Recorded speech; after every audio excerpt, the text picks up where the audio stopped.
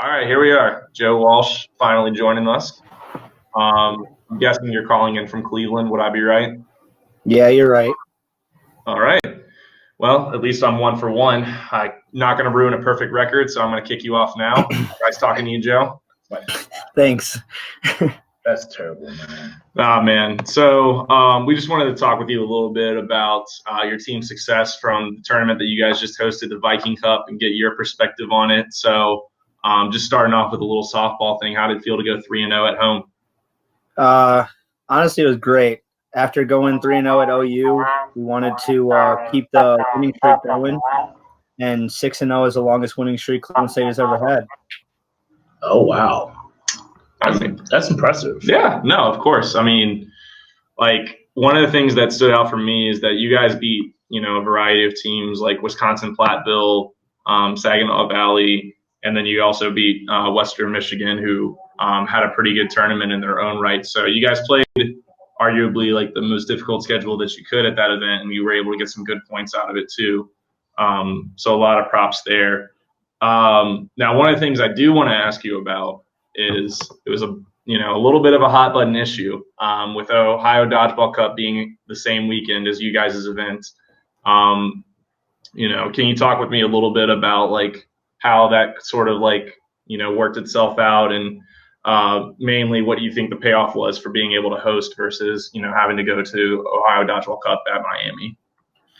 Well, I mean, the decision itself was more based like budget-wise, so it wasn't really, a decision just because of not wanting to go. Also, it was more of a fact of, when you're in the same region as most of the teams you play, you see them over and over and over again. Mm-hmm. So by hosting, I mean, we brought two midway teams, a South team, Michigan teams all together in one. So seeing teams that we didn't or won't play again probably this season was really a good decision, I think, in my part or our part as a team. Mm-hmm. I mean, if you think about it, most of the time you're not going to see Wisconsin come all the way over us to play a tournament, or teams like Michigan get to drive down because of their own team tournaments and things like that. So playing a variety of teams from everywhere else really, I think, brought everyone together. And for the teams that were there, from what I heard, is they really enjoyed the fact that they were able to see teams that they might not see again for the rest of the season, or years potentially. Yeah. Yeah, we were actually, Shadid and I were just talking about that before you got on. Just like it was good to see like the diversity of like regions being, being there. Like you said, you had the two midway teams, you had two Michigan schools, obviously you guys being an Ohio school, and then Kentucky coming up from South. So that was really cool to see from that perspective. And, in terms of payoff, I mean, you guys went 3-0, so you can't really, disagree with the results there. On that note, just got to ask, between Saginaw Valley or Wisconsin Platteville, which do you think was the bigger win for your program? Well, watching the fact that we reffed Saginaw and Wisconsin in the first wave of games really kind of gave us a more of a in-depth understanding of who we're actually playing that day. And then after Saginaw beat Wisconsin, we knew that that was a team that we definitely had to try our best to beat. So I would say probably playing Saginaw and beating them was probably one of our biggest payoffs on the day. I mean, they're an extremely tough team with a lot of great players. So I think it just took a whole team effort to actually try to bring it all together. And, after playing them and after we've lost to them a couple times in past years pretty badly, the fact that we can say that we actually finally pulled one off is a big victory for us in our own right. Yeah, absolutely. Can't really disagree in that regard.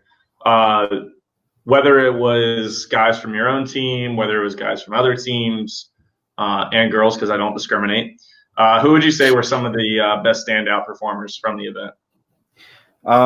I mean, Jake Bruce obviously is always a player to watch every time you watch him play. He's a man amongst boys. Yeah, definitely. He is a monster. I mean, he has a cannon for an arm, and he makes a lot of great plays for his team when they need it. Also, a guy that kind of stood out to me was for UWP, Chad. I think his name's Chad Jekyll. that man is a catching machine. He was every team he played, like he was just making an immense amount of catches, keeping his team in the game where they needed to be. From another team, Ball State, obviously, you got Kevin Fry, you got Damon Huntley, a few guys that were out there trying to bring the team together in the best way they could. Mm-hmm. Also for Saginaw, you had guys like, Joe Barber, who is a big guy on the team. He takes a lot of their throws and stuff. Maybe every once in a while, even the best players get caught, but overall that man is a monster, and he definitely could throw pretty hard. So I guess I got lucky. Yeah, you're allowed to brag about yourself from time to time, right? No, it's okay. I don't need to brag over myself.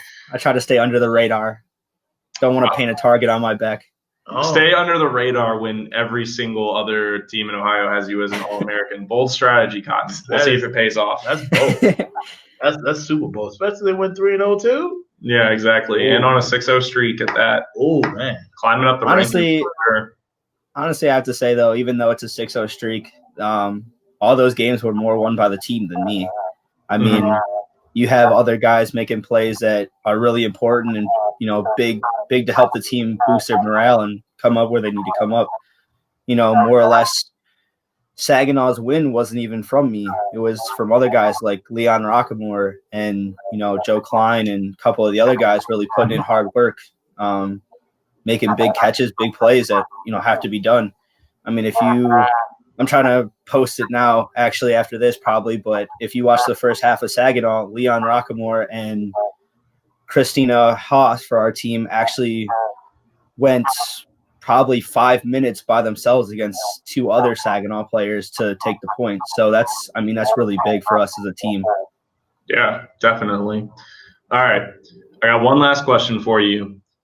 Whose feet are those dangling right behind you there? They're the girlfriend's feet. All right. Just teasing you there, bud. But great catching up with you. Congrats on the success from this weekend and looking forward to seeing more of Cleveland State, all right? Thanks, man. Appreciate it. All right. See you, Joe. Later.